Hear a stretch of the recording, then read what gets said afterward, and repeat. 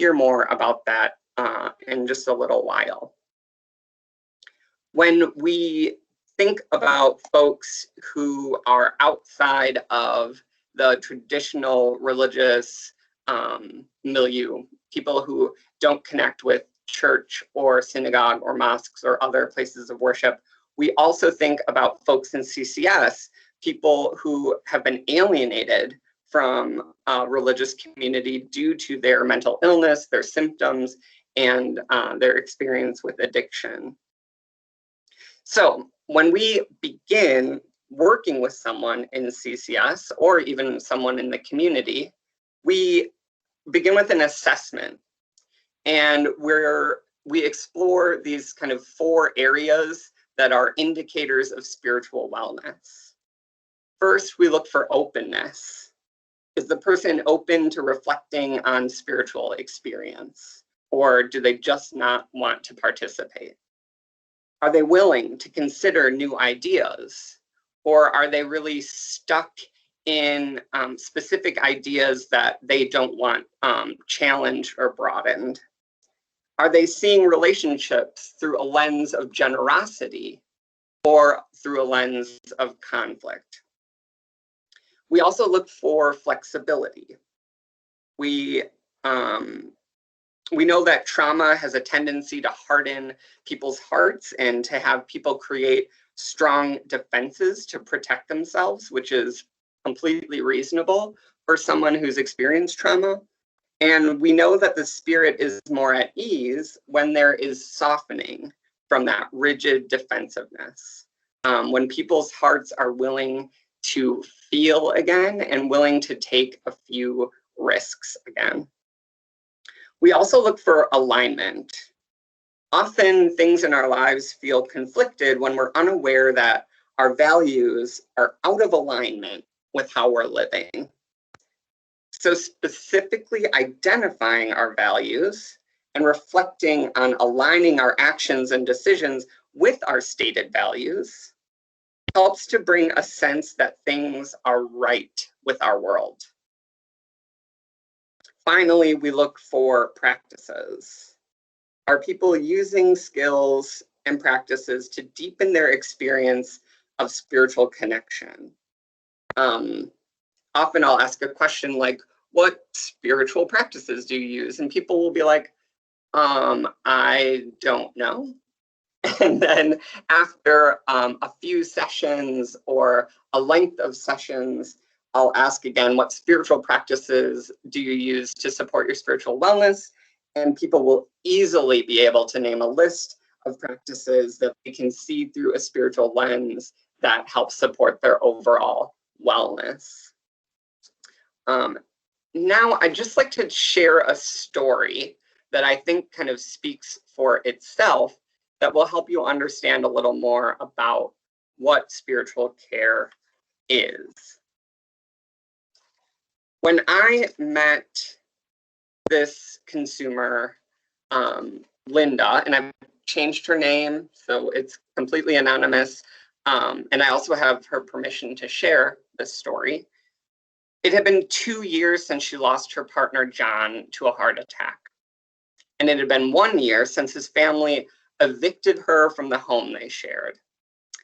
Linda and John had never legally married, as it would have put Linda's benefits in jeopardy, and she relied on those benefits to survive and to thrive as a person who lives with profound schizophrenia.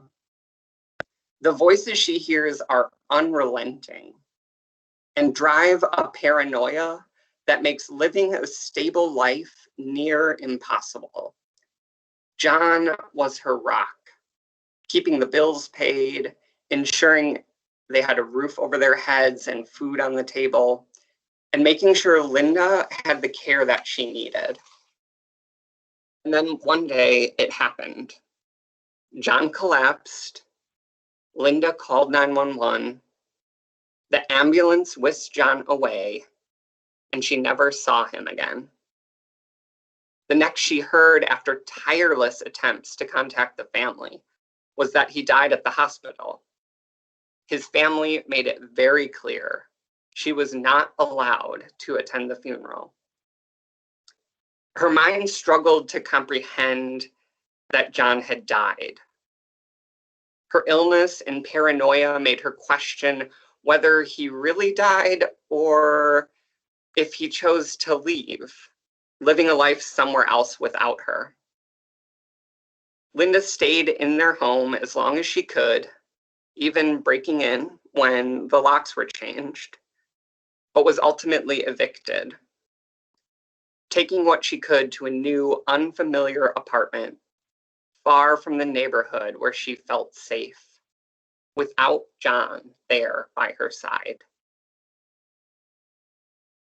After meeting with the consumer a few times as her spiritual care specialist, it became clear that the doubt of her partner's death was corroding her spirit, just eating away at her every waking hour and even in her dreams. With her permission, I Googled her partner's name and found an obituary.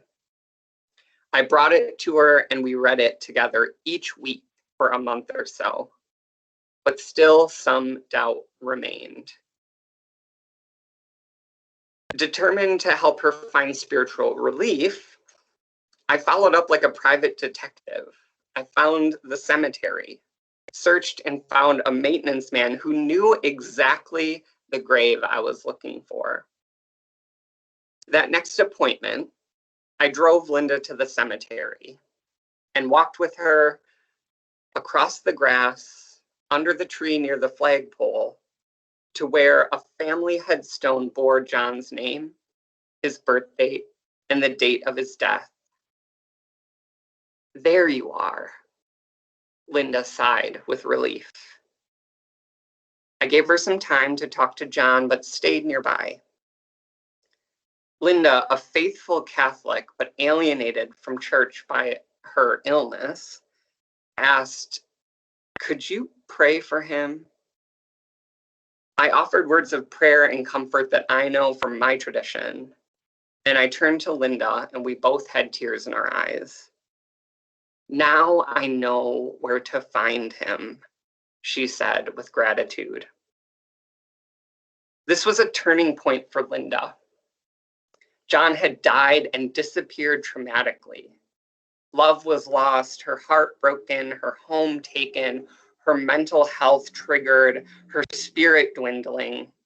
But now she felt a sense of restoration, reoriented toward love, able to begin a grieving process delayed by 2 years, and better able to deny the voices that told her he left her on purpose. Linda would still face struggles, would still be marginalized due to her mental illness, but healing had taken place in her spirit. Healing that could not have come by any other way, but to follow in the direction that her heart was tugging and reconnect her with the love she had lost, providing her with the assurance that her beloved John was secure in the hands of her higher power.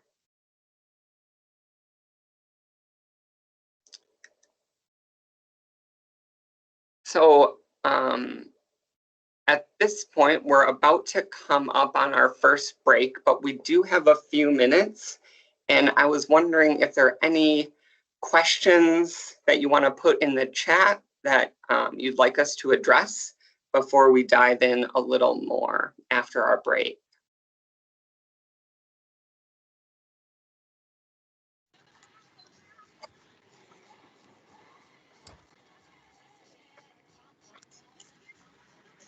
I don't see anything, Eric. No questions? No, but it was a beautiful story. Awesome. Well, thank you, Taylor. Oh, you can see that? Yeah. Okay, excellent.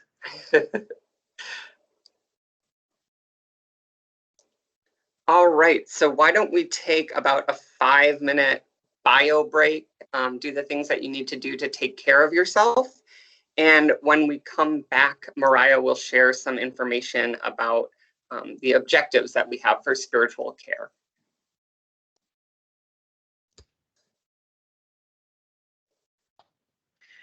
Mariah, Eric, I just wanted to let you know that I just started recording. That was something we hadn't talked about. So if you don't feel comfortable, I'll just stop the recording. No, you're okay. That's okay. And we can tell everyone we'll return so at about 1:37. Yeah. Okay.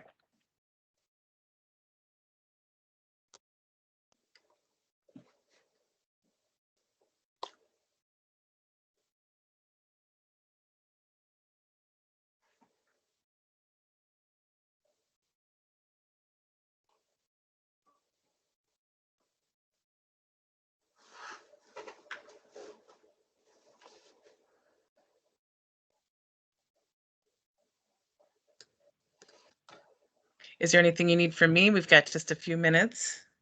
Anything that you need technically, or you're doing No, I great? think things seem to be going pretty smoothly so far. Yeah, it's super smooth. Yeah. I can tell you that you have right now approximately 170 on the All line. right. It's been a minute since I've spoken in front of so many people, so. It is a little nerve-wracking. I have, it's somewhat easier in the virtual world, but it's always just kind of a little nerve-wracking. Yeah. Right. And so unfortunately I did miss out on the first maybe 5 minutes of the presentation.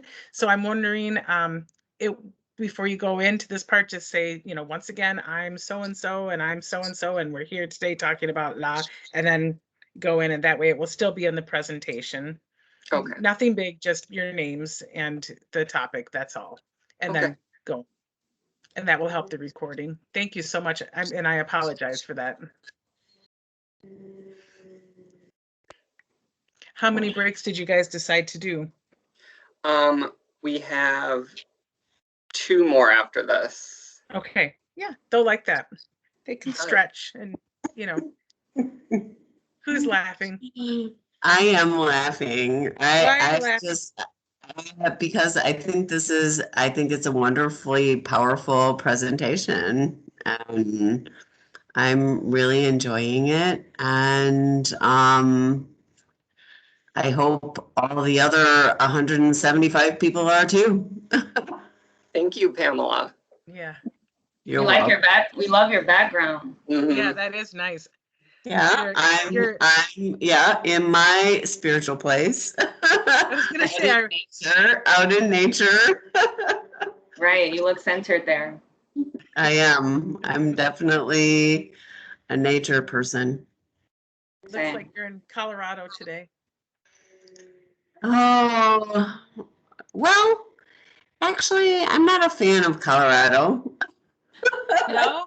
No. Okay, Montana maybe? It's like That looks more like New Zealand, Yeah. rocky. I like more green. I'm like a green, nature person. Yeah, me too. I like Pacific Northwest. I would say that. That's a good guess. Yeah. That's green. Say more northeast. I would say Maine. Maine. Okay. Yeah, That's I'm a cold weather person too. So Oh. I actually moved here from Illinois, so I moved up north, and I might move farther north if climate change keeps happening. That's my nature is where I find spirit, my spirituality in the trees and the butterflies and the plants and all its creation.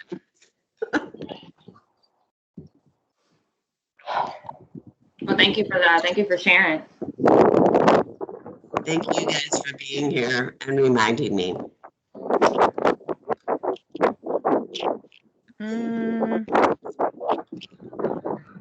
Somebody's got their mic on. Let's see if I can find that noise. That wind. I think it might be Riley. I'm not sure who Riley is, but Riley's mic's on. All right, let's take a look. Did you see, Eric, you got a question in the chat? Yeah. So for those folks who are asking great questions, we are going to be talking more about the relationship between spirituality and religion in just a few minutes. It's actually one of the biggest challenges that we have in onboarding people into our service to help them understand the differences between spirituality and religion.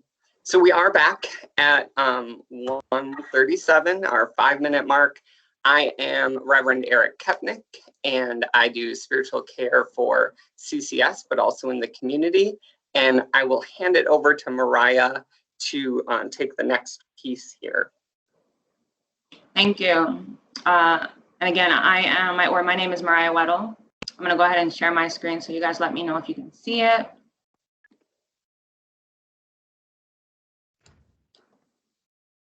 There it is. All right, can we all see that? Yes, I can see it, Mariah. Okay. So I'm going to move into objectives. I want to start here, though. Just had a quote. I think as far as approaches to spiritual care, one of my biggest purposes of coming into this work, as well as one of the things I love most about it, is being able to help foster self-love within all those I serve. So Thich Nhat Hanh, he's a Buddhist monk, one of the most famous. He's my favorite artist, or my favorite author, I should say. But the quote here is, to be beautiful means to be yourself. You don't need to be accepted by others. You need to accept yourself. So I always say spirituality, faith, whatever words you choose to define it, it's your own language. And you might not get anyone to ever understand it, but to accept yourself, to accept yourself is the most important thing you can do in this life. So I wanted to just share that to begin. So as far as objectives of spiritual care, so me and Eric dwindled it down to just 2, which is very difficult because, as you can already understand, it's very hard to broaden the work we do, or to make it specific rather than, it's very broad, I should say. So the first objective is to explore and to achieve centeredness in one's faith. So exploration is so huge in our work.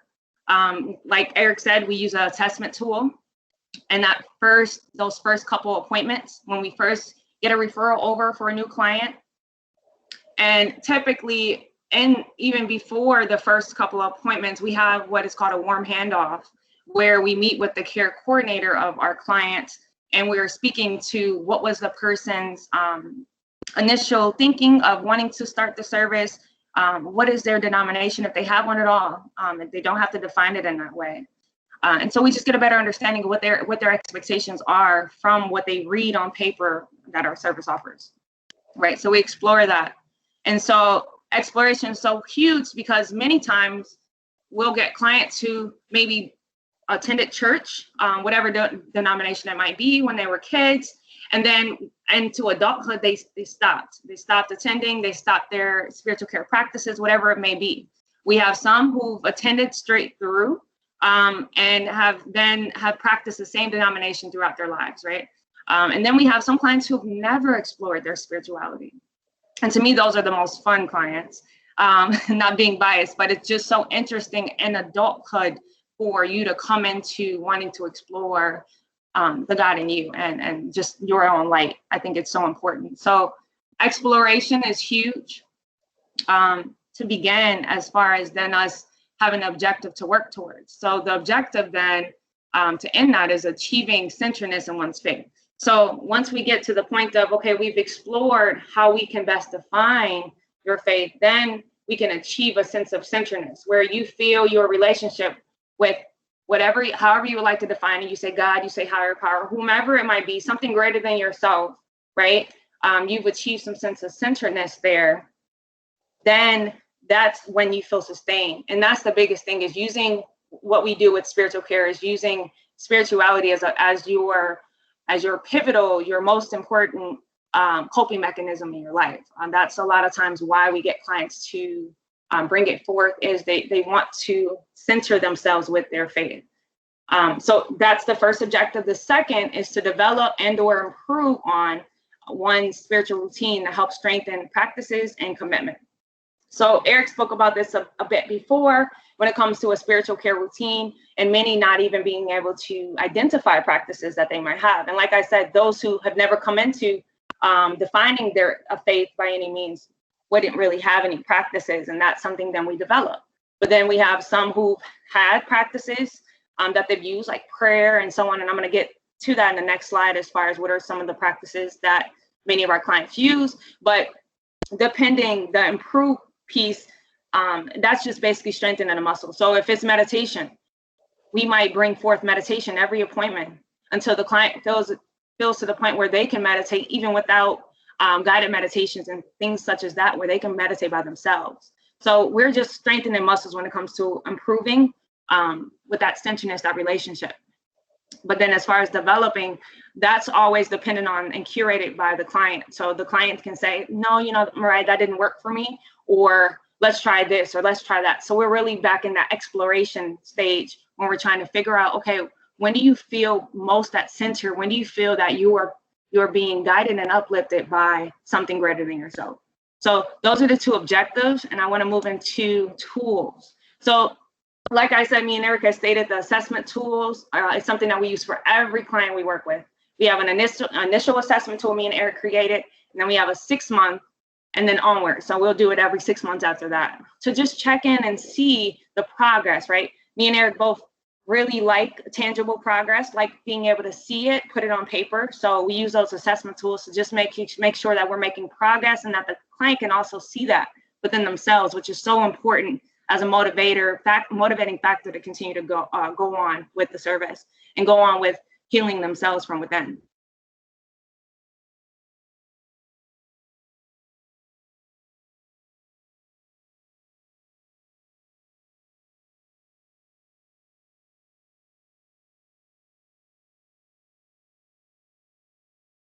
But meditation, mindfulness meditation, daily devotionals, prayer, self-compassion, self-forgiveness, self-love, these are different things we work towards with some clients. But again, it's different for every one of them. So the last piece here is just to name a few, but tools are curated for each client individually to continue to put that to peace. This is completely different than many other services where, you know, you just go down the line and do the same thing. No, spiritual care is literally curated individually for every client. Every client I can speak to has a different curated plan that we work through each time. So I'm going to go ahead and pass things back over to Eric, and he's going to take you through our next exercise, the spiritual care map activity. All right. So this is one of the activities that we use with our consumers that I developed, and we've expanded with the help of Mariah and the work that we've done together. And I'm going to encourage you to participate in this yourself. So if you have a pen and a piece of paper handy, we're going to use that in a few minutes. I'm going to start with a poem, so you'll have a little bit of time to grab a piece of paper and a pen. So this poem, which I think really guides this work of creating your own spiritual care map, is called The Map You Make Yourself by Jan Richardson. You have looked at so many doors with longing, wondering if your life lay on the other side. For today, choose the door that opens to the inside. Travel the most ancient way of all, the path that leads you to the center of your life. No map but the one you make yourself. No provision but what you already carry and the grace that comes to those who walk the pilgrim's way. Speak this blessing as you set out and watch how your rhythm slows, the cadence of the road drawing you into the pace that is your own. Eat when hungry. Rest when tired. Listen to your dreaming. Welcome detours as doors deeper in. Pray for protection, ask for guidance, Offer gladness for the gifts that come, and then let them go. Do not expect to return by the same road. Home is always by another way, and you will know it, not by the light that waits for you, but by the star that blazes inside you, telling you where you are is holy, and you are welcome here.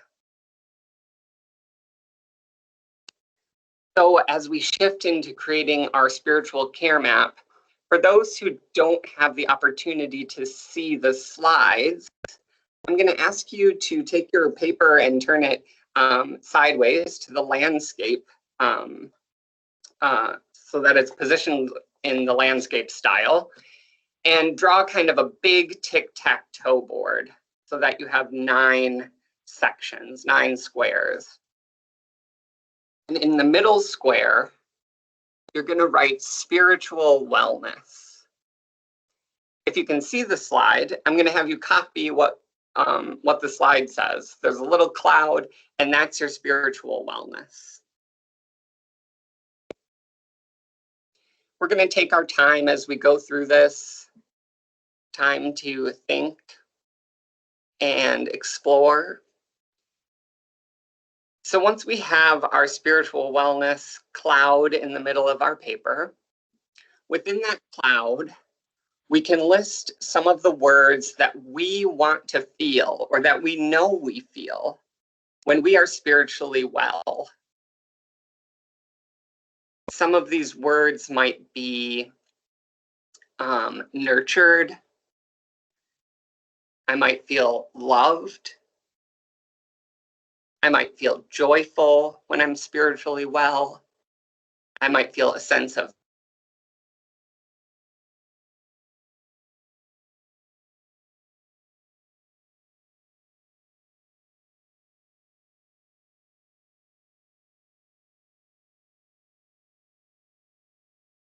and let's see if I can do this at the same time.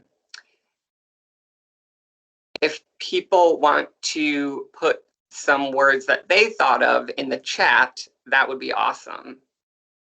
What other words did people use to put in their spiritual wellness cloud? Safe, yes, Taylor. Protected, peaceful. Inner peace, encouraged, enlightened. Secure, calm. Yes, these are all great things. So now, as we continue our spiritual care map up in the top left corner, for those folks who are just listening along today, we're going to write the words physical health. And we're going to draw a line from physical health to our spiritual wellness. Ooh, yeah, Christina, that word balanced. That's going to be really helpful as we go through this, because we know that if our physical health is out of balance, it's going to throw off our feeling of spiritual wellness. So once you have physical health down, now put under physical health those things that help support your physical wellness. So for me, it might be exercising, and our language and how we write this out is important too. So putting eating well, sleeping well, because if we put like good eating or stop eating badly, that brings more judgment with it. So we try and be as kind and graceful to ourselves as we create our spiritual care map.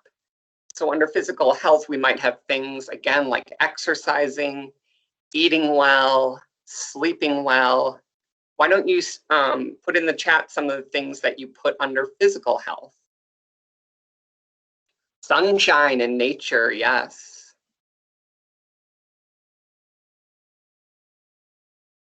Attending doctor's appointments, yes, keeping up with our doctor's appointments. Lazy dog day. Yeah, that time to just be with your beloved pet or your beloved person. Rest, taking your meds. Yeah, and some of these are going to end up crossing over into other sections as we continue. So you should have a few things listed under physical health, and we'll continue into mental health, especially for the folks in CCS, but really for anyone, because everyone has mental health. We put this section because it also supports our spiritual wellness. When we are feeling mentally well, we can better access our spiritual wellness. So we might put things like therapy. I love my therapist, so I would put her under my mental health. I would put taking meds, because those help to support my mental wellness. Mindfulness meditation, because that helps support my mental wellness. What are some other things that are specifically mental health related that you might put into your mental health section?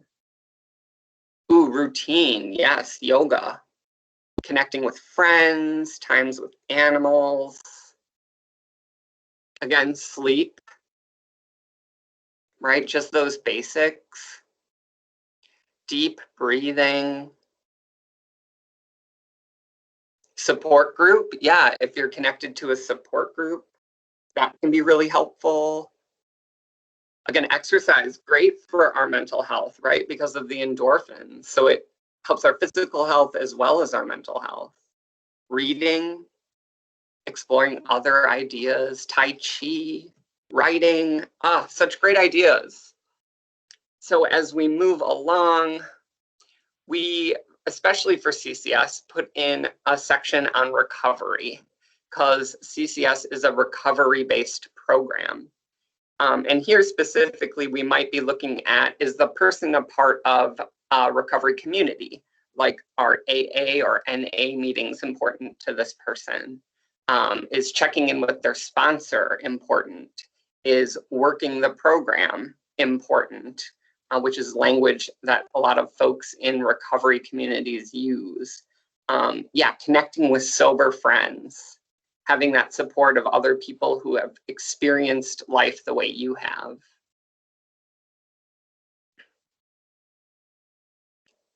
Yep, Naranan.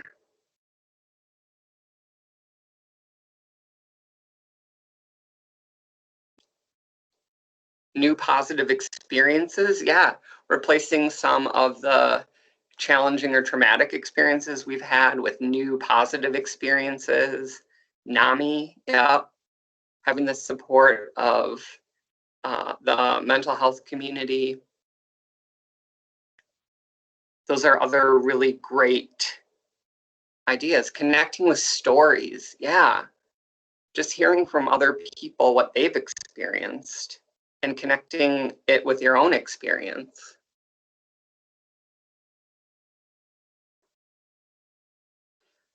As we move along, we do this one, this next one in red, responsibilities. So this will be like the second row on the bottom right, or the bottom left. And responsibilities are those things we just absolutely have to get done. And when we get them done, we feel more at ease. So things like housework, things like paying bills, things like caring for our family and pets, things that might feel overwhelming if our spiritual wellness is out of balance. Eric, it stopped sharing. Sorry to interrupt you. It's not sharing. Okay, there it is. Okay. Yeah, I was gonna say, I see it. Okay, so you can see it. Whew. Yes, I see it, Eric. Yeah, work Everybody, schedule, okay. work schedule coordination, coordinating people, right? Herding cats. these responsibilities, getting the kids to dance and to sports and piano lessons, or making sure that they're following up on their virtual learning. Vacuuming, yes.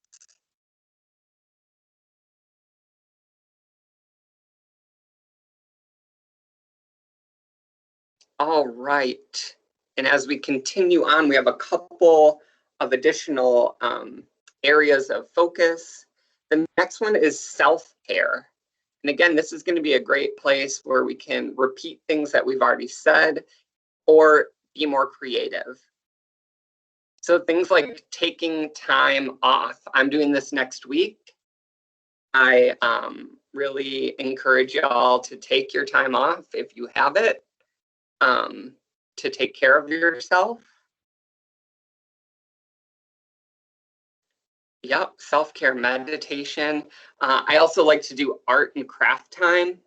So I like to knit and crochet, and I like to sew and tinker around my house and do things. Cooking, baking, yeah. Going to church for some folks is self-care. A hot bath, pedicure. I'm gonna get one of those next week, my week off. Doing nothing. Yes, that's a hard thing to do in our culture that really pressures us to always be productive, to just take time to do nothing. Aromatherapy, yes, great. Gardening, spa day, all great ways. Bible study on an app with friends. I also like to do a kitchen dance party, turning on my favorite music and dancing around like no one's watching, even if someone might see me through the windows, because I owe it to myself to just celebrate joy in my life. And you do too. Our final one that probably a lot of folks have been waiting for, is our spiritual health specifically. So some things we might put here are meditating daily or praying daily. Connecting with our faith community, so being in community of folks who believe like us. Time in nature has been shown to be very spiritually healing for folks. Yes, praying at night, hugging a tree, sitting in the sunshine. For me, connecting with spiritual friends. Yeah, Hortensia, prayer, fasting, and worship. Janine, being of service, helping others.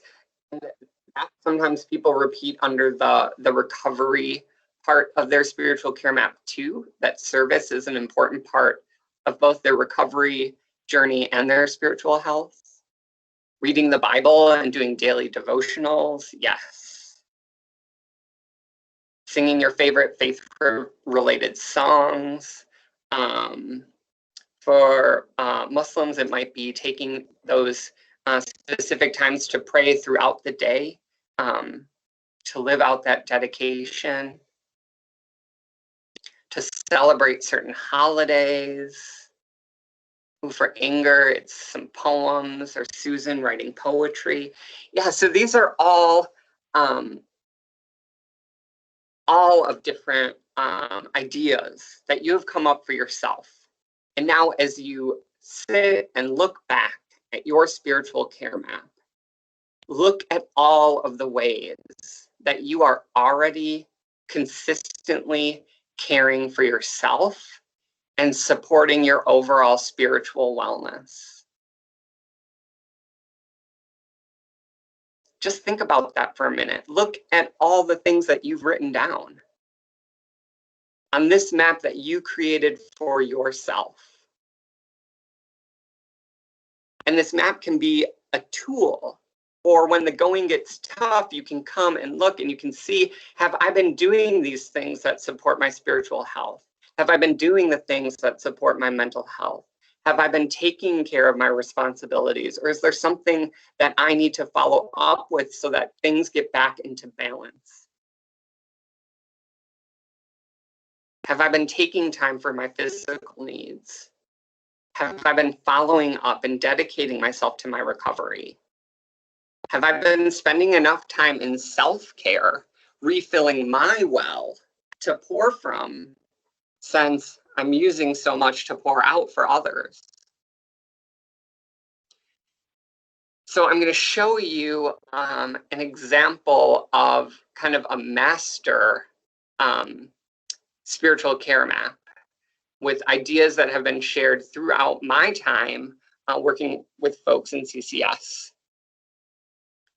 So we get things like for physical health, exercising, eating well, sleeping well, healthcare, pain management, personal hygiene, which can get to be really difficult when we're challenged with physical and mental health, physical therapy, seeing our chiropractor, cutting down on smoking. For mental health, it often includes taking medication, seeing my therapist and psychiatrist, or letting them know if I'm having some extra challenges and not just waiting until my next appointment. Connecting with the caregivers on my CCS team so that no one gets left out of the loop. Keeping appointments so that I am doing the best I can by myself. Making sure that I'm fulfilling my responsibilities through my appointments. A lot of people would like to practice mindfulness meditation as a way to manage their mental health. Some people also want to include dialectical behavioral therapy skills, DBT skills. For those in addiction recovery, they often put down attending AA and NA meetings, working the program, finding or meeting with their sponsor, being a sponsor to someone else, and volunteer service. For responsibilities, people often include paying bills, housekeeping, again, personal hygiene, taking meds, taking steps toward their recovery goals. Again, keeping their CCS appointments when that's a challenge for them, caring for their family and pets, cooking and grocery shopping, some of those basic needs that we need to do, laundry, one of my least favorite things to do. And then for self-care, we can just run the gamut of so many things that people have listed. Taking a walk, time with family, with friends, watching TV, seeing a movie, doing arts and crafts, listening to music, dancing to music, time with pets and animals, doing float sessions, taking a bath or a shower, cooking or baking, taking a class or learning a new skill, eating fruits and veggies, going to the gym, equine therapy, etc., etc., etc. I think also someone listed intimacy, and that is another thing that can be really helpful in self-care. Oh, Pamela, you love laundry. So I'll dust your place. You can come do my laundry. How about it? And then we have the spiritual or faith practices. People often list prayer and or meditation. Some people see those as the same thing. Some of them see it as very different things. Devotional reading, no matter what tradition they might be from, spending time reading the Bible, the Quran, the sacred text of their choice, listening to sacred music or music of their faith tradition, attending worship, volunteer service in their tradition, mindfulness meditation, focusing on their faith commitments, or spending time in nature and feeling like they're communing with the creator or someone, that power that's greater than them. So I hope that this was a helpful activity for you. And I just, again, want to reinforce the many ways that you're already taking care of yourself. So you're already on your spiritual wellness journey, whether or not you realize it. At this point, we're going to take a little bit of a longer break. We're going to take about 10 minutes so that we can shift over into that conversation you've been looking forward to about spirituality and religion and the relationship between those two things.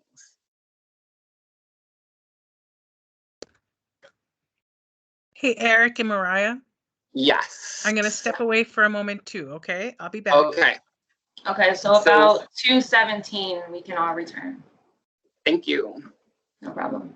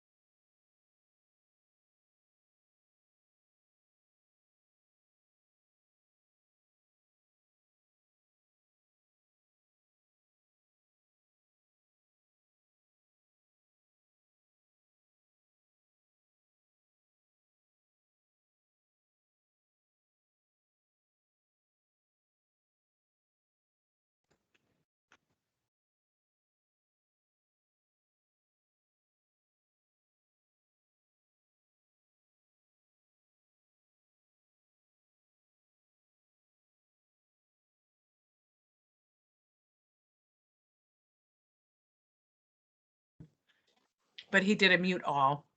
Okay. And so just wanted to let you know that you weren't just talking into space. You needed to unmute yourself. Okay. 3 more minutes, right? Yep. Okay. You're doing great. Thank you so much. Thank you.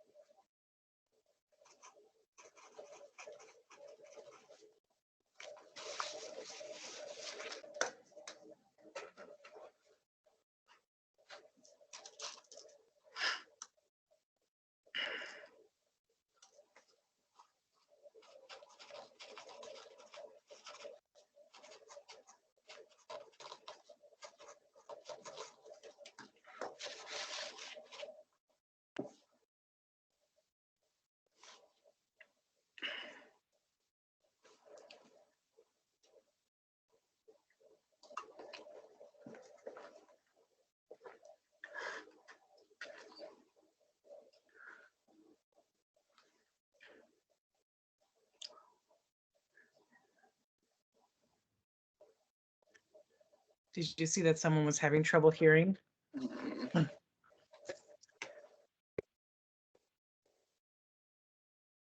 If you're having trouble hearing, maybe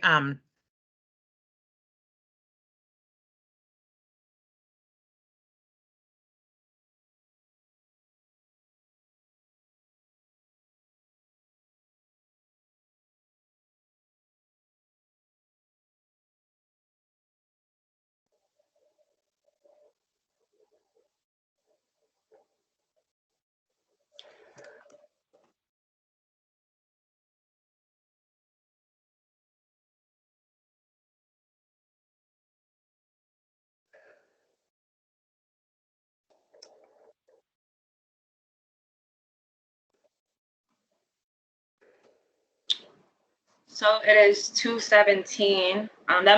Someone pointed out too, Erica pointed out we were on a break. So there wasn't any sound to hear, Lisa, just to let you know. I don't know if some missed that. But to continue on, first and foremost, I wanted to just thank you all for being so interactive with our last activity. What the work we do is very sacred. So being willing to share some of the many things that you all do to support yourself, that's a sacred space. So we just want to say thank you. first and foremost, because we were hoping you all would engage, but you guys don't have to as well. So thank you first and foremost before I get into our next section. So I'm gonna go ahead and share my slide. Eric, did you have anything to say before I begin to share my slide? No, you're all good. All right.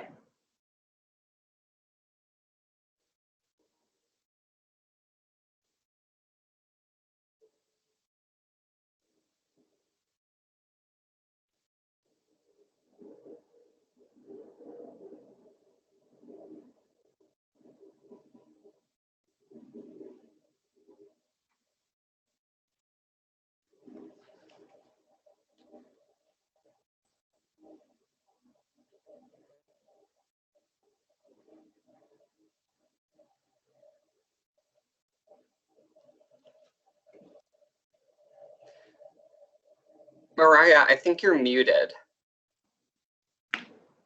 Can you hear me now?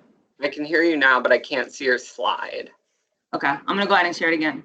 This time, see that time, no one could hear me. So whoever said that before, right? You were right in that space.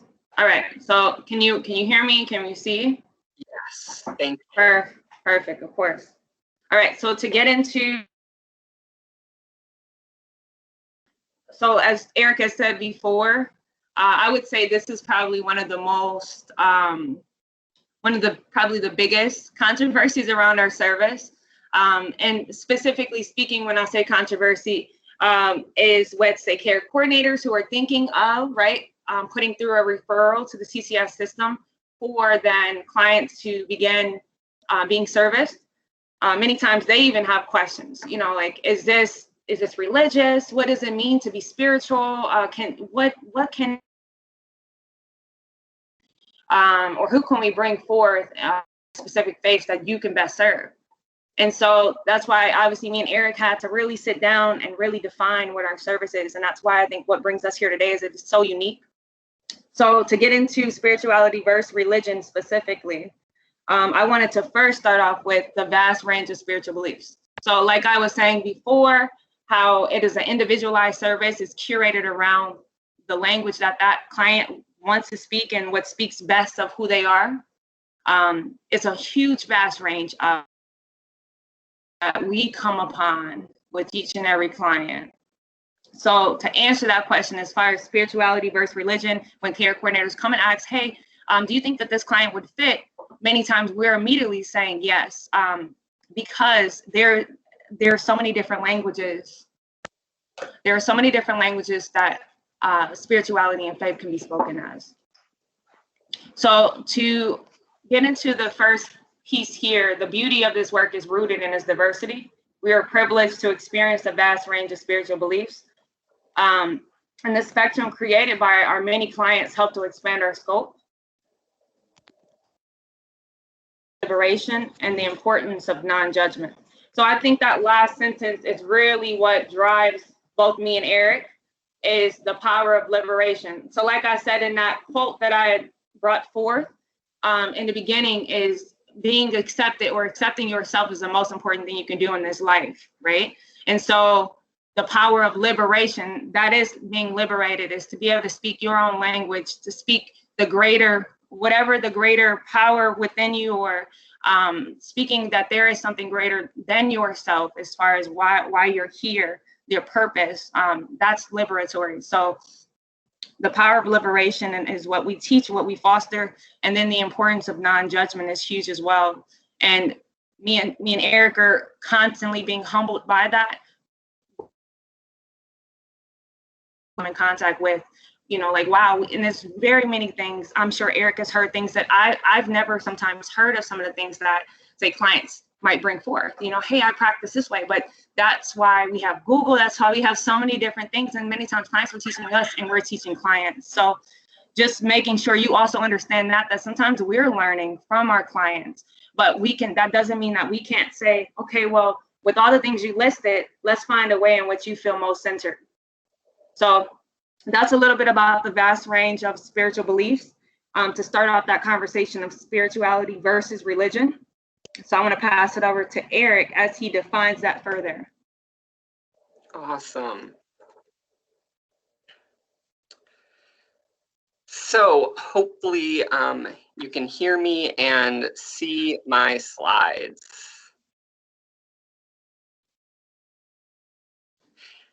So when we're defining spirituality and religion, you should be able to see this matrix of a column of characteristics related to spirituality and a column of characteristics related to religion. But I want to start off by reinforcing this is non-judgmental. I and Mariah, we are not saying that spirituality is better than religion or vice versa. Both are important. In our work, our emphasis is on the spirituality side. So we have this core value, like Mariah said, to respect individual beliefs, and the chart represents a range, not an either or. Because I myself, I'm a part of a religious tradition, so this is not about me bashing religion, but identifying distinctions between religion and spirituality. For some, for a lot of people, religion fulfills their spiritual needs, and these become one category. But for many others, it doesn't. Sorry to interrupt. The chart is a bit cut off, as it was pointed out in the chat. The chart is a bit cut off on the left and right sides of it. Okay, can you see it now? No, it's still the same. Okay, let me try sharing again. Eric, we can see it. It's just a little bit, it's almost like it's too big for the screen. Like it cuts off a little bit on either side. Give me 1 second. Thank you all for bearing with us.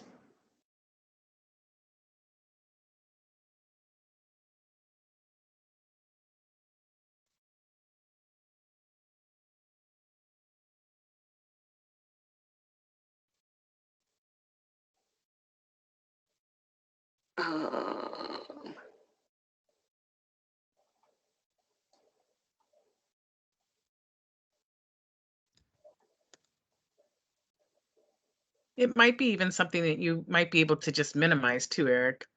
It just seemed like it was double in view, like big. Let's see. I don't think I changed any settings. Let's see how this works. Oh yeah. Yes. Okay. There it is. So, spirituality versus religion, did that change things? No, it looks how it's supposed to. That looks great. Okay. So when we're talking about spirituality and religion, spirituality is more focused on the universal, big universal ideas rather than the particular, whereas religion has a particular lens for viewing things. And there are different religions with different lenses for viewing things in particular ways. So Christians see the world differently than how Jewish folks do, how Muslim folks do, how Buddhists do, but those are all particular ways of seeing the world through religious lenses. Spirituality says, let's look at these big ideas that, everyone questions and see if we can find some sort of truth within us for those answers. With spirituality and religion, we're also comparing the informal to the formal, where spirituality is informal and willing to kind of draw on a person's natural personal knowledge or from a vast array of different practices. Religion tends to be very formal in that nature. There are certain things that are beliefs that you ascribe to, practices that you share as a community that are codified, that people kind of have put down on paper and which you follow because that's the thing that you value. With spirituality, there's a focus on an emphasis on the personal. So what do I believe personally? What is the wisdom that I have as a human being on this earth, in this life? whereas religion tends to have an emphasis on the communal. You join with the community to guide your life together, to share wisdom. With spirituality, you tend to explore diverse religious practices. So you might draw from many different traditions and practices to support your spiritual wellness. Whereas if you're a part of a religion, you might use specific religious practices, specific ways to pray, specific ways to ritualize life events, such as, you know, marriage, or at the time of a person's death. There might be specific practices that your religion helps to support in your community. With spirituality, we look at exploring diverse beliefs, like Mariah has already spoken about, where in religion, there's an emphasis on specific shared beliefs, where there are beliefs that everybody kind of ascribes to and agrees to, and that's what brings them together and strengthens them as a community. Exploring diverse beliefs can be strengthening because you can draw on other traditions to help support those deep inner truths that you already know and believe. With spirituality and religion, in spirituality, there's an emphasis on seeking inner truth, opening those doors to the inside for personal spiritual development.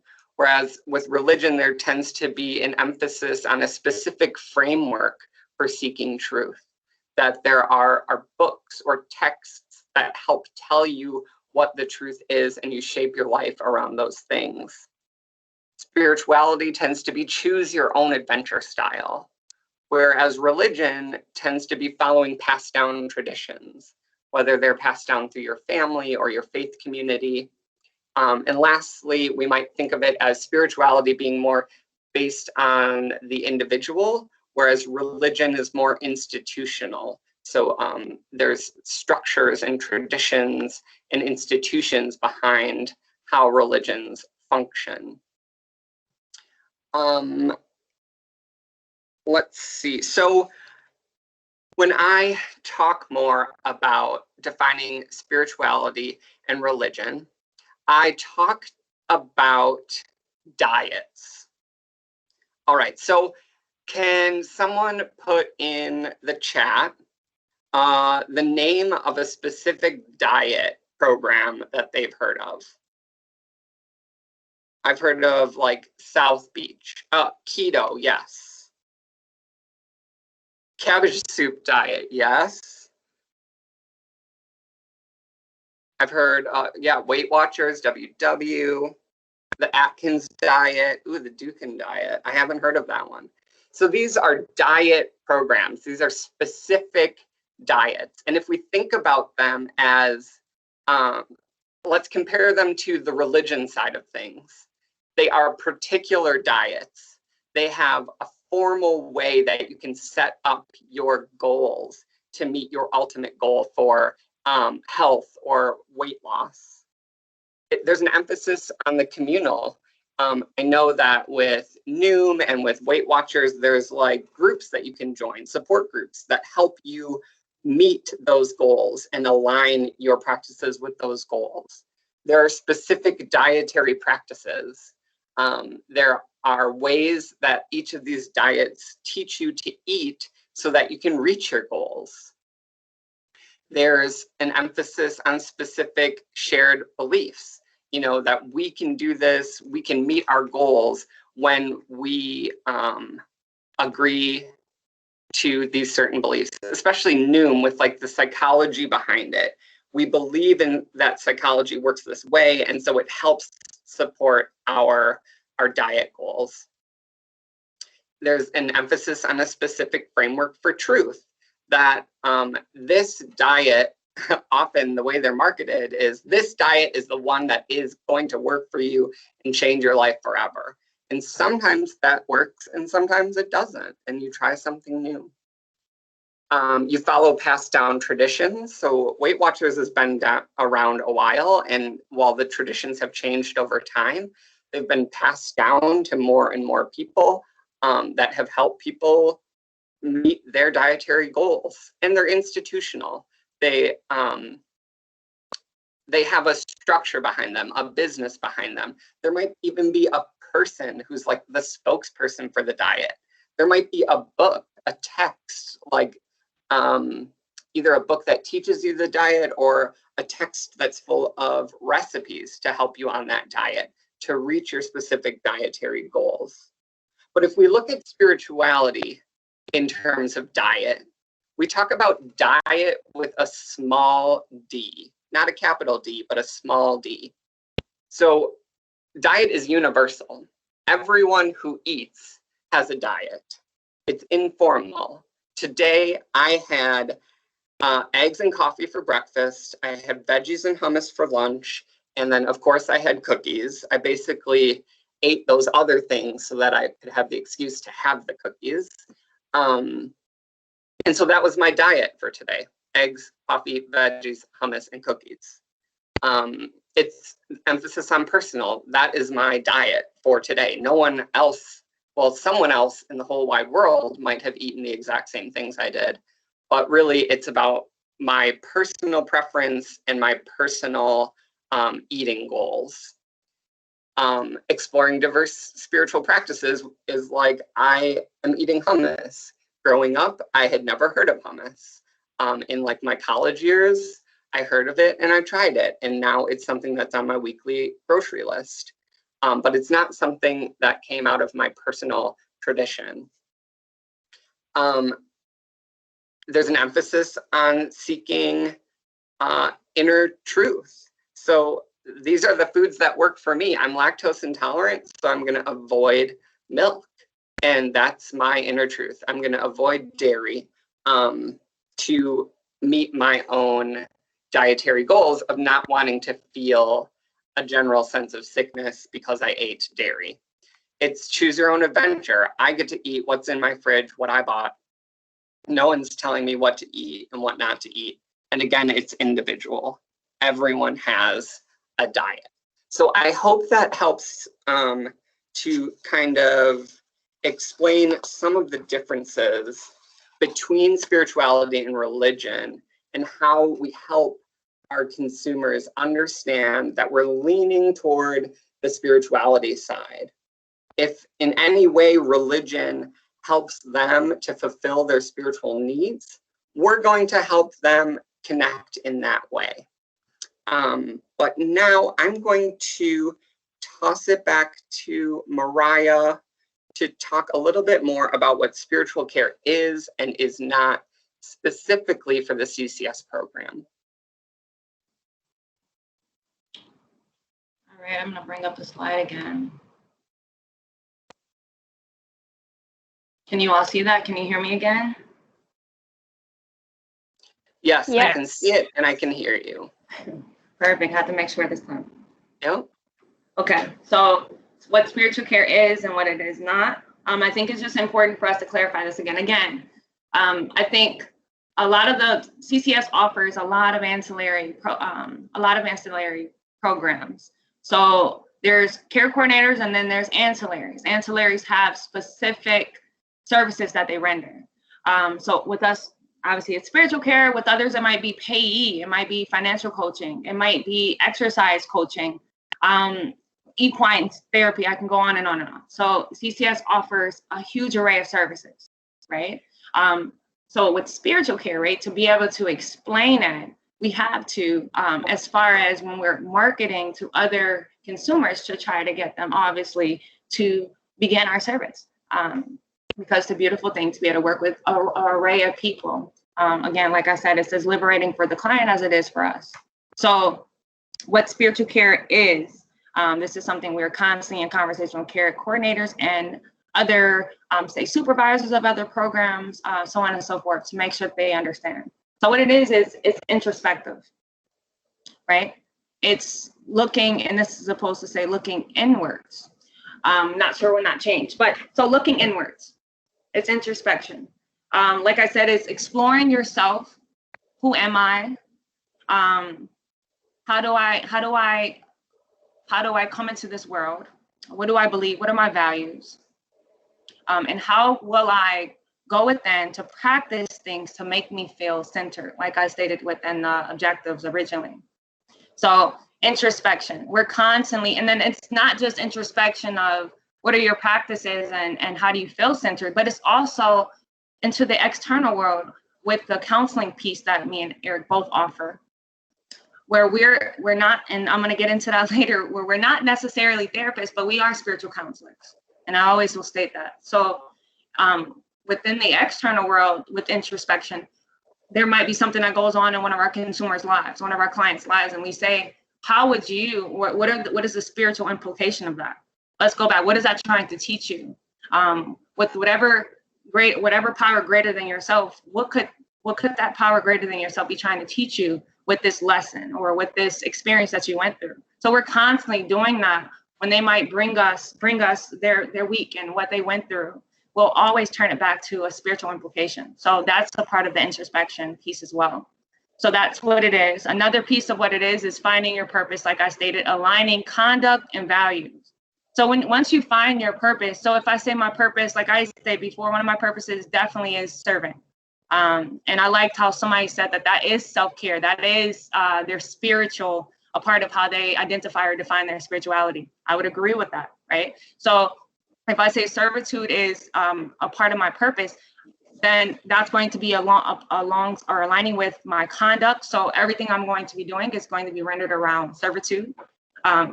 And then my values are going to be around servitude, making sure that I'm always giving to others. I'm giving more than I want to receive. Like in the St. Francis prayer, I'm looking to console, or I'm looking to console others rather than be consoled, things like that. I'm looking to give more than I am to receive. But also making sure there's self-care there too. There's a balance, but at the end of the day, I am looking to give more than to receive. So then the third piece is practices to support spiritual care routine. So that's the biggest thing, is we're wanting them to be able to be autonomous with our service once they're done, right? You're not doing spiritual care for the rest of your life, which you can, right? But it's only me and Eric, and we would like to spread the love around the Milwaukee area. So there are times where we know, like, wow, they're doing these things beautifully on their own. They're coming back and telling us it's working, right? So then it's to a point where we're like, okay, well, I think you're ready to be discharged and you're ready to sell on your own, right? So that's the piece right there with the spiritual care routine. That's so important, is that's their takeaway. That's the commitment that they then have to themselves for the remainder of their lives, is to make sure I stay connected, I stay centered. And so that's what we support, and that's what we hope. And so autonomy is that end, that's the objective, that's the end conclusive piece where we know that they're ready to go on by themselves. So in that last part right there, spiritual care has rich history. We're not, I want to state this, me and Eric aren't pulling spiritual care out of a hat. This isn't something that was discovered in 2021, right? 2020 during COVID, we didn't just have time in front of our computer to say, hey, it's this thing called spiritual care, let's go about this. No, spiritual care has been around for centuries and centuries, and it hasn't been probably defined as spiritual care, or it has, right? With the different things we do, just speaking to something greater than yourself, faith, religions. Think about all the many religions. Me and Eric could be here all day, listing all the religions that there are in the world. So religion, spirituality has been around since humanity has been around. So this is nothing new. This is just us speaking to finding a way to support it, right, within a service that's kind of non-conventional outside of a church space. So what it is not, I think this is, I can laugh at it now, but this is probably the biggest misconception of what spiritual care isn't. It's not Bible study. So me and Eric are for anyone who's a CCS care coordinator on, me and Eric aren't going to sit and say, okay, today we're going to read Psalms 23. And that's all we're going to do. No, like I said, the counseling aspect, the us coming in and speaking about your practices, where are you with your practices? And then Eric and I do just how we did an exercise with you all today, several exercises. We're going to take clients through exercises. So there are so many different things that we do. And with my clients, I set up an appointment routine. So within recovery goals, I'll also say, okay, this is what we're going to do for the next maybe couple months. to get to this point. And then we'll make new goals until the point of autonomy. So not Bible study, but we do read daily devotionals and we do speak to scripture, but just not the entire time that we're together. Another one misconception is we're not therapists, but we will provide counsel. So like I said before, we have a divine respect for therapists. Thank you for all the therapists that are on today. And the reason why I say we aren't therapists, but a lot of clients think we are, we won't speak to just a diagnosis. So yes, we do have in front of us the different records of our clients, and we're able to see their mental health diagnoses, so on and so forth, right? But we're not going to just say, okay, well, let's begin to address depression. Let's begin to address schizophrenia or whatever it might be. And not to say that that's all therapists do, but we don't speak really to diagnoses more so than just getting a better understanding of what's hindering the client from being centered within themselves. That's what we're getting at more so than let's only speak of or let's attack this specifically straight on. We're more so centered in trying to get them to be centered, get them to that objective of spiritual wellness. So lastly, it's not finite, it's all inclusive, it's open, or it's not finite. So it's all inclusive and it's open spirited. So spiritual care isn't just maybe just dating, like Eric said, it's just not the spiritual side, but then it's also the religious side. It's a spectrum. It's everything all in one. It's whatever language you decide to speak, we're here to say that you have a space to be protected, to be supported, and then to be committed to it, where then you're able to be autonomous by yourself after. Okay, so I just want to speak to that of it's appropriation versus blended spirituality. There's a place for that. So we have some clients to define blended spirituality who will come in and say, hey, Mariah, I've been, and just to be honest and candid, right? Some clients might come in and almost shush themselves and say, don't tell anyone, but I'm Christian, but sometimes I read about Buddhism, or I'm Christian and sometimes I meditate. Sometimes I look at the full moon, and I'll read up on it, or I look at my astrology, I look at numerology, I can go on and on, right? And many of them can't find a space where they can talk about that, of the blended spirituality principle. So me and Eric open a space for that, for them to kind of express that in a way in which they feel accepted, they feel heard, where they're not just appropriating themselves. So we're not coming in and saying, hey, have you looked at the moon yesterday? Or what does the moon mean? Is it in Scorpio? We're not coming out like that, right? But we're more so saying, hey, if you want to have a blended spirituality, and that's how you would like to define it, you have a space here where you're heard. And or if you want to stay within the religious confines and or the spirituality confines, if you find something that has a confine for spirituality, we're there as well, and we're here to support you. So whatever it looks like, it's all inclusive. So that wraps up the spirituality versus religion. We hope that gives you guys a better understanding of it. We're going to go ahead and move into firsthand experiences, and I'm going to pass things over to Eric. All right, so I'm going to share again, and hopefully you can see the slide. It says firsthand stories. Yep, we can see Eric. Okay. It's great to get all this personal affirmation in real time. Thank you so much, Amy. So I want to continue, because I already shared one story. I'd like to continue with the story of Valerie, which I think is has some differences that will help to see those differences between spirituality and religion that we've talked about. So again, I've changed this person's name and gotten their permission to share their story. But when I first started spiritual care with Valerie, it was apparent from the moment that I met her that she had a strong spiritual connection. Sometimes you can just kind of feel it with the person. As a part of a recovery tradition, she had done a lot of work around her relationship with her higher power as she understood them. Valerie also showed an openness to new ideas and drawing meaning from diverse spiritual traditions. She had what she called an empathy sponge that would absorb the trials and grief of others. It would become full and would feel very challenging to carry and nearly impossible to wring out. Her empathy sponge often left her full of the feelings of others, with no room for her own emotions. We began our work toward spiritual wellness by slowly and steadily creating emotional boundaries that would allow room for Valerie's own feelings to exist and then be validated and understood by herself through deeper reflection.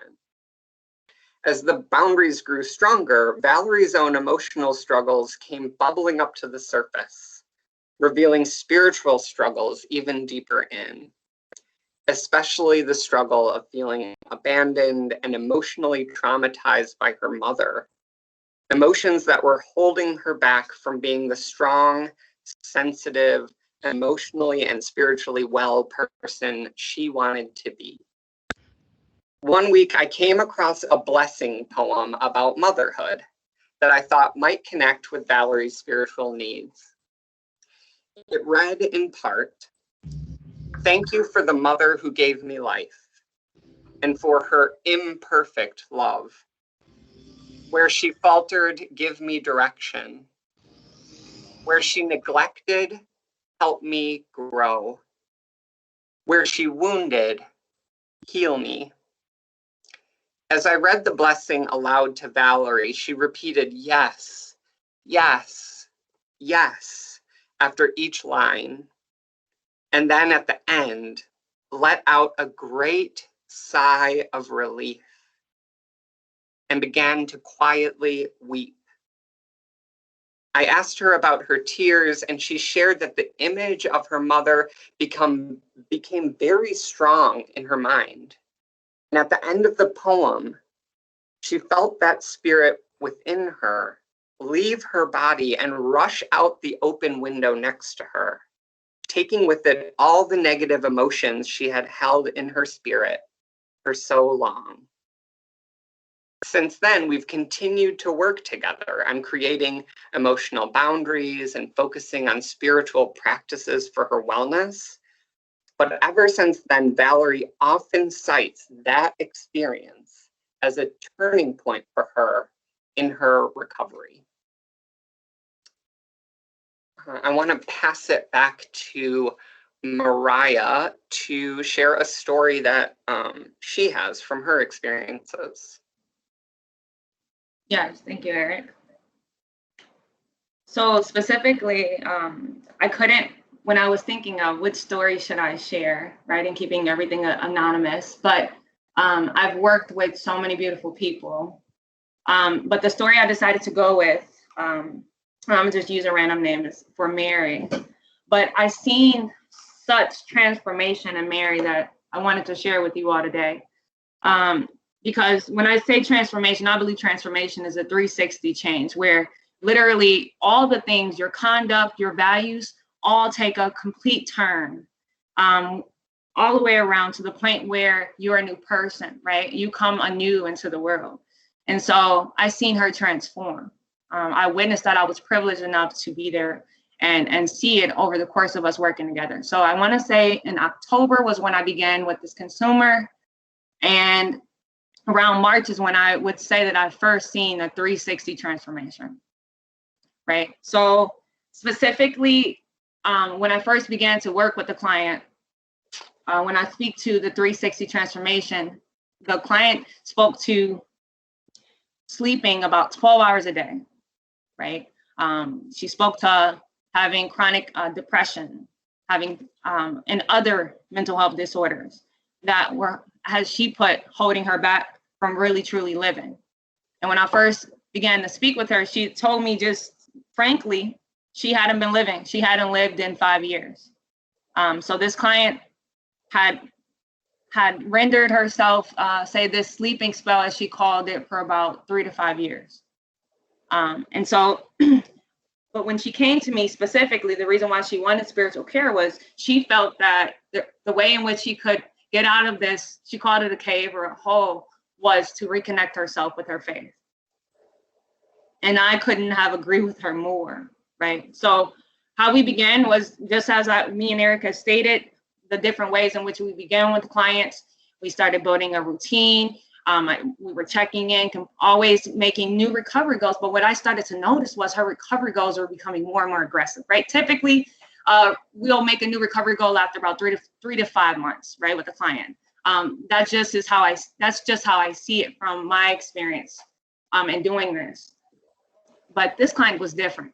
I was seeing her transform so quickly because her recovery goals began to change so diligently. I mean, we were working towards, like, for example, she didn't want anyone to come into her home. And only 2 to 3 months, she completely, basically, I felt, renovated her home to the point where she was looking at apartments and places to move. But before that, she couldn't even think of anyone coming in, let alone looking at her apartment to then move. Spirituality, she wasn't attending church at that time. She began going every week and also continuing to play the piano bi-weekly.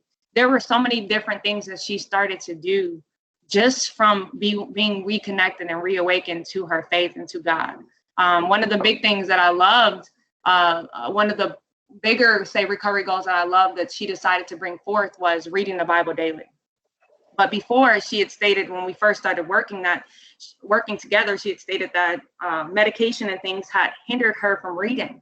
It had hindered her due to whatever the medication had done to her, say mentally, it inhibited her from being able to think or comprehend whatever she was reading. So I would say probably about 5 months into us working together, she was reading the Bible daily. That was one of her recovery goals in the beginning. And she was reading the Bible daily and completely comprehending it to the point where she would bring scripture back to me and say, this is what resonated for me this week. So to fast forward and to close here, the conclusive part of this story as to why I felt that it was a 360 transformation was this client now lives in a completely new renovated apartment. She, again, like I said, she was sleeping throughout the day for several years. She now has her own car. She went to go buy her own car and is driving and getting around wherever she needs to go. She now volunteers somewhere consistently. Mobility-wise, her mobility is at a top-notch sort of level. There's so many, and I can keep going on and on, but I've seen 360 transformation from just her saying, let me put God first in my life and let me reconnect to my faith. And then let's move forward. So that's my firsthand story. That's something that keeps me going each day. And so now me and Eric, and we can turn on our cameras here. I have one more that I'd like to share. Okay, go ahead. Is that cool? Absolutely. Because this story came up very recently, and I think it's pretty powerful as well. So recently I began working with Jack, and Jack has a long list of traumas and mental health diagnoses that make his life challenging. He's also not yet ready to try medication to help find relief. And so his mental health is a daily challenge. The very first time we met, we walked his therapy dog around his neighborhood, and Jack let me know that he was a Christian, but didn't agree with organized religion. As we walked, Jack recounted so many times that he experienced strongly what he identified as the Holy Spirit, times when he felt really connected to God and joyful and thankful, but that these times were fleeting. And in between them, he felt completely abandoned by God and alone. The more we walked, the deeper the intensity of this duality became. God was there in quick bursts, but mostly completely absent and nowhere to be found. As we rounded the last corner back to his home, there was a patch of dirt along the sidewalk that looked like it had been prepared for new grass seed or sod. And as we passed, Jack was saying, God is like that. God is only there for me when good things are happening. But then something caught both of our attention out of the corner of our eyes. we saw that there was like a glistening laminated card laying in the dirt.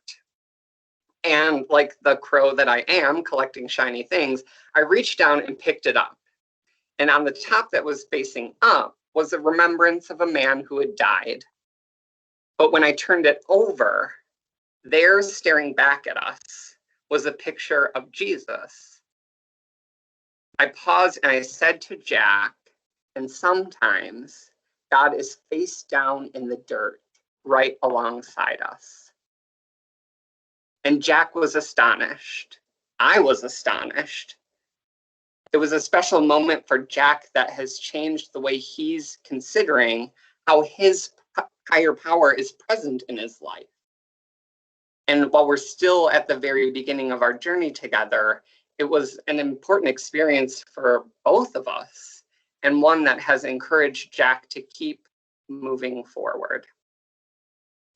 So now, Mariah, if you're ready, we can move into a time of taking questions, or do you want to start with our personal services and then do questions?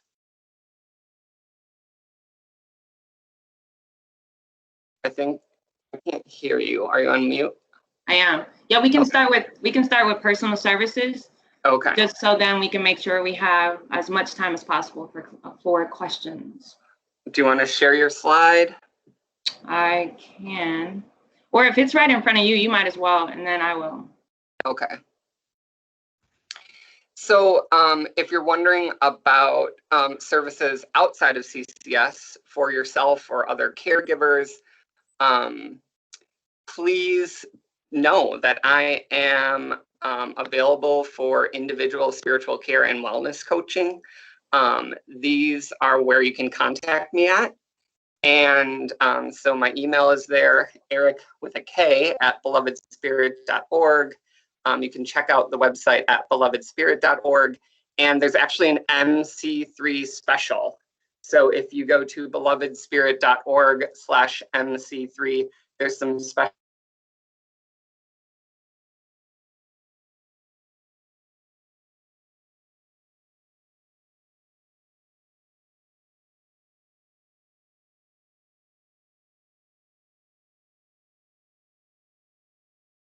And share my screen as well. So you can go ahead, and if you want to reach out to me as well for individualized services, coaching services, as well as group or organizational consulting. I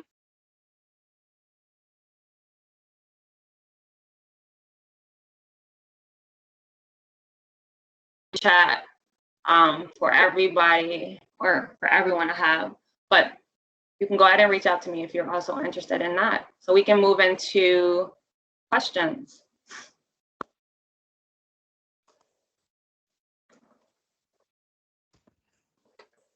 Is it okay if I say something very quickly before we go into questions? Just Sure. a reminder about the certificates of attendance, that they are a link. And so that link at about 20 after so, or whenever we're done with questions, will be plopped into that comment section. And then just as a reminder, there's just a few questions in front of the certificate of attendance link. So what you'll do is you'll answer those few little questions about the training today, and then it will prompt you to another link, and that link is your actual certificate of attendance, and then you can print it on your own. So I just wanted to kind of, for those who have never come to a change agent meeting, just let them know how the certificates of attendance work. So thank you for letting me interrupt your presentation.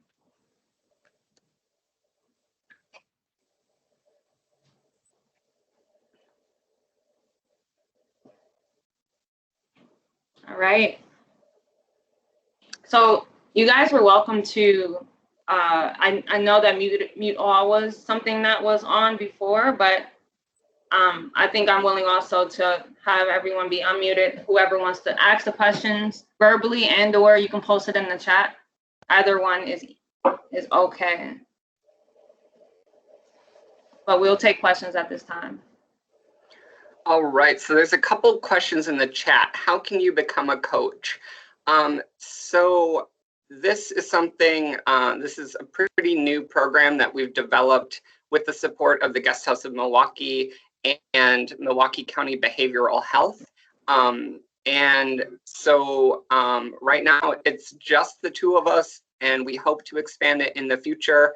But if you keep your eye on communications from Milwaukee County Behavioral Health, from like Jen Alfredson at CARS, then I think you'll see if there are newer opportunities to get involved in coaching like this. Also, LaGuardia is asking, where's the link? What link are you referring to, LaGuardia?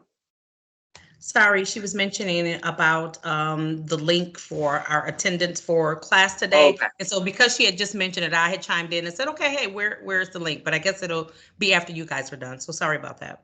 No, that's cool. No, you're okay. So Tay Lee is asking, I have a client who's interested in Buddhism and mindfulness and is interested in group ceremonies that are around his age group, 27, as the small group his mother goes to see is all 55 plus. So that would be a person, if they're in CCS, that we would be able to work with to determine a community, like a Buddhist community that works for them, that they really connect with. And right now, there's a lot of opportunities available online due to faith communities being pushed into the digital realm by COVID. So yeah, I would say a quick Google search would probably turn up something, and then just trying them out until that person finds something that works for them. Haley, I can think of, is that my echo? Can you guys hear me? Yeah. Haley, I can think of, there's one off of East Oakland, or just Oakland in general. It's a meditation center. I've heard of them, but if you type in many of the Buddhist, spaces, right, typically come as meditation spaces as well. So just look out for that as well. If you type in, say, a meditation center, so on and so forth, I'm sure that he can find one that might best resonate with him. Thank you so much. Absolutely.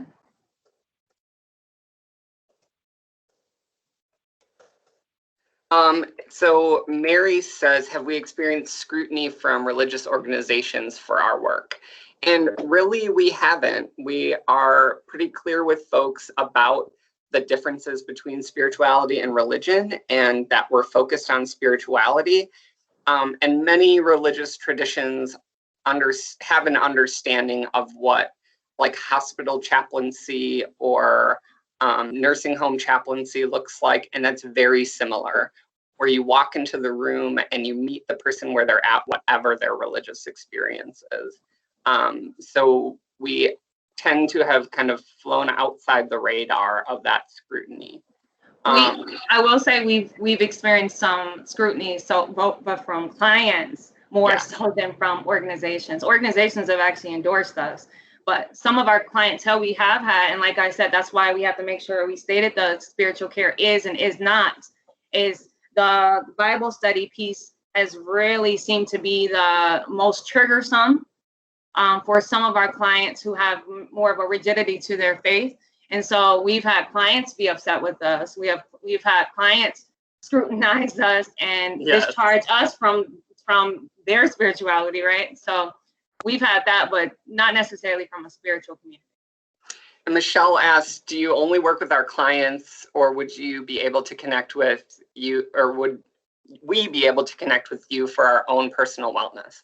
So through CCS, through our work with the guest house, we only serve clients in CCS, but we each shared that contact information just recently at the end, where we provide personal wellness services to caregivers like you, people who are working really hard, who might be feeling pandemic fatigue, caregiver fatigue, change agent fatigue. And so reach out to us with that information. I'm actually going to enter my email again. I'm going to ask Mariah to enter her email again into the chat so that people have that.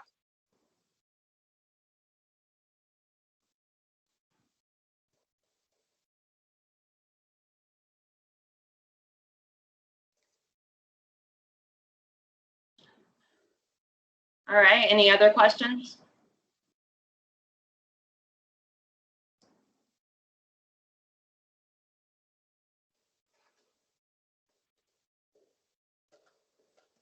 Are you doing face-to-face visits or virtual? So it's a combination of both.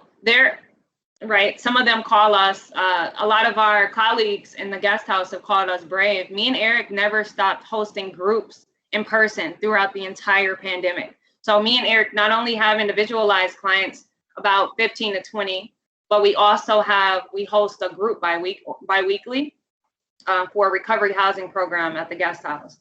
And me and Eric, we made a commitment to the men at the guest house that we would attend bi-weekly and make sure we're there, just because we understand that many went away from say being in home with others.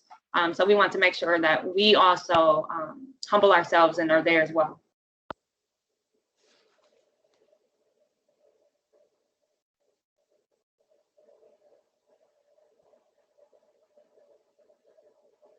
Any other questions? Oh, thank you all for being here. We appreciate you for taking the time to engage with us and to hear more about this.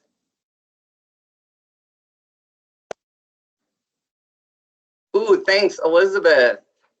I think my manager is on here, so if Samela, if you could just read this comment from Elizabeth about how much her client loves the service.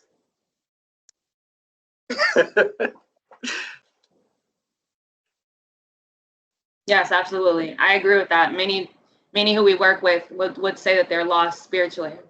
Many, like Eric said, the alienation when they have, say, AODA issues and/or mental health issues, which are recoverable, a lot of times alienates them and they feel lost. So I agree with that.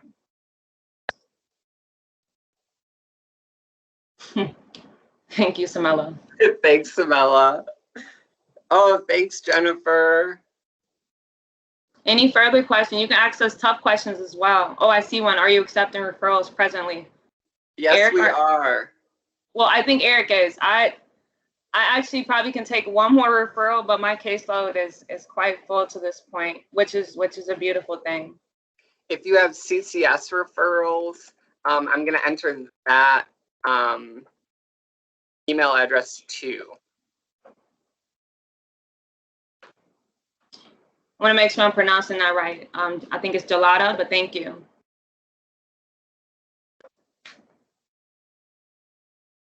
And it looks like Amy put in the certificate of attendance.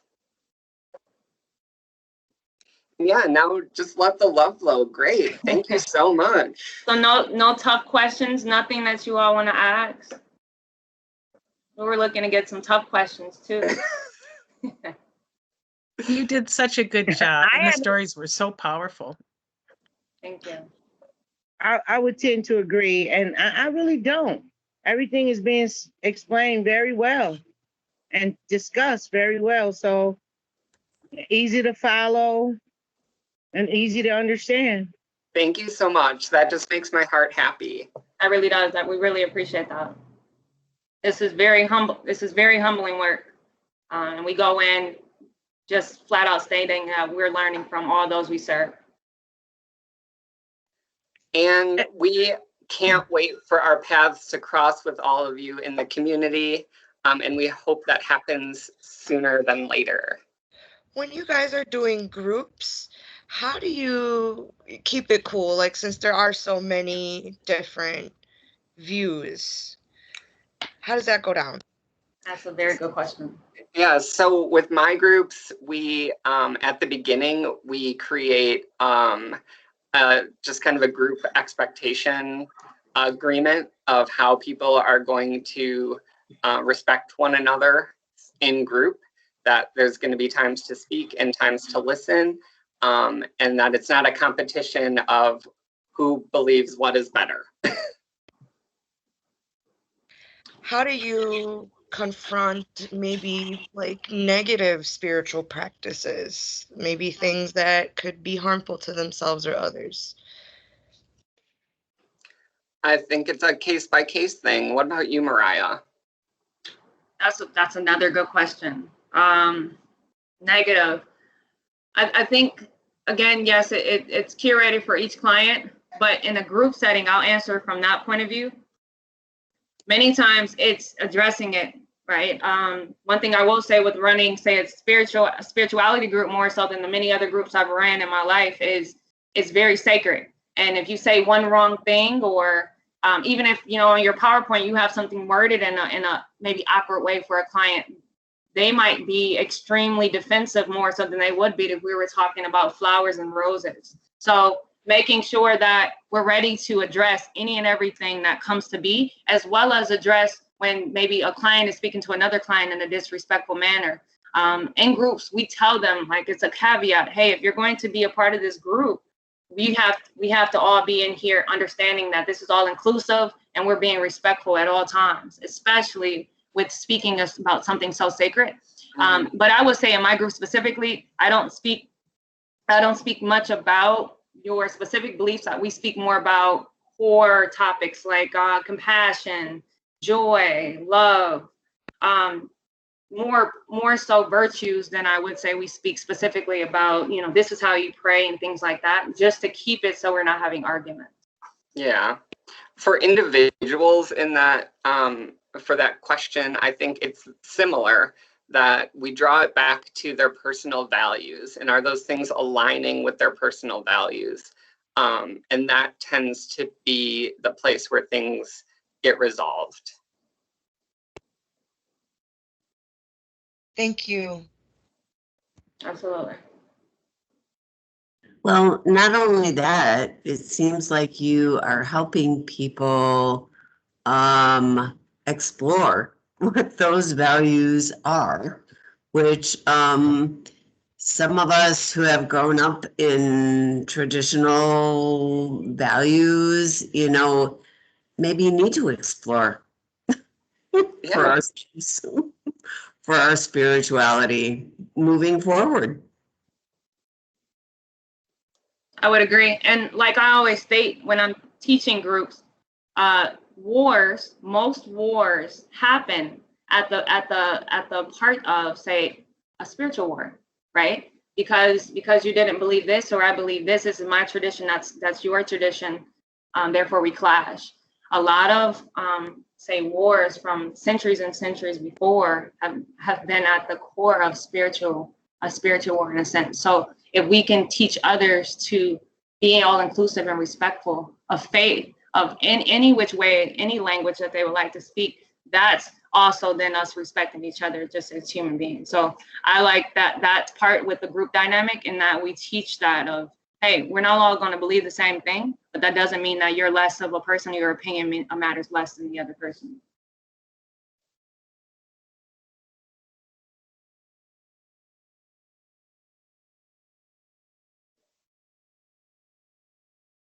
We applaud you for what you do. Oh, thank you.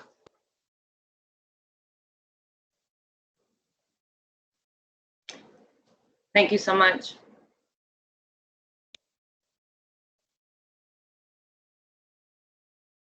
And like, just to say this too, like stated in meditation in the beginning, just making sure you all as providers, you all taking care of yourself. I just want to make sure I say that again.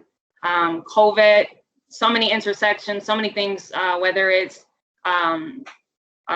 equality issues going on in our society, just making sure we're taking care of ourselves, we're pouring into our cup is so important right now. Whether it's spiritually bounded or any other piece, just making sure you're taking care of you.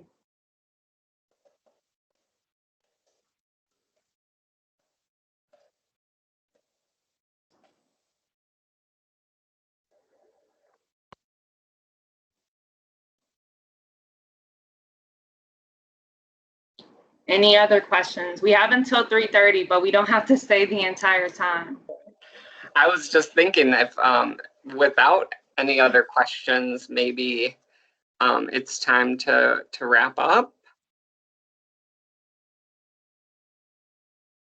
You can absolutely wrap up. That is perfectly fine. You know, my supervisor, Jennifer Whitwer, always says, you know, no reason to make a meeting longer than it needs to be. Right. I mean, and you did a great job. And I really feel like you got the message across, and it was a really good meeting. And I want to just take this time to thank you both for coming, because it really was very powerful. Thank you. Thank you so much. Is there a way, if they need the email address that we both posted, that it can be sent out to them? It can. You can also put it right in the comment section too. That's another way. But other than that, anything that you'd like emailed to them, I do have any viable email addresses that they gave me when they did the registration for the meeting. Those will get email. Whatever you have, I can send out to the group. Awesome. Thank you. And the poem too. I think there was a couple of people that wanted that poem, so that was something that you might want to consider having me send out too. Okay. Yeah. I'm sorry to interrupt, but I will. The poem? Yes. Yes. Okay. So when did you put when you did registration, did you put an email address in there? Yes, my email is in there. Okay. And this is Brenda. Yeah. Okay, then anybody that put a viable email address in there, then those will all go out. Looks like they're starting to drop off just a little bit. From the MC3 steering committee, I just wanted to thank you for reminding us how important our spiritual life is. Yes. Thank you. We are really grateful to have had this opportunity and have been invited to share what we do. So thank you so much for allowing us this opportunity. Absolutely. Thank you all.